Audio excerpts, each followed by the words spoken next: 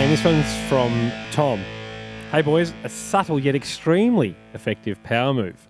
If you're ever leaving your family or partner for a few nights on a trip, take all the toothpaste with you.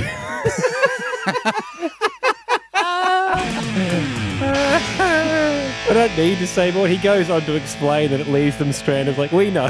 No. It's a terrific move. And if they notice, just send them a shot of you lounging with it at the hotel.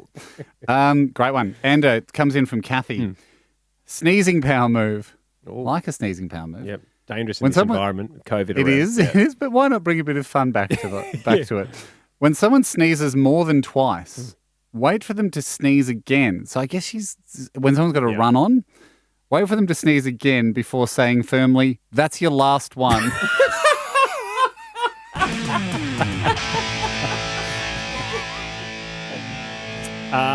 Hey, this one is from Jordan, and he says, I saw this on Reddit, a guy's post, so it has happened. He said, a friend of mine got pantsed, underwear and all at a party. So he got dacked, everything came down. Instead of pulling his underwear and pants up immediately, he just kept going about his business. As he went across to play table tennis, the host came up to him and said, dude, why don't you pull your pants up? Pants guy said, I didn't pull them down.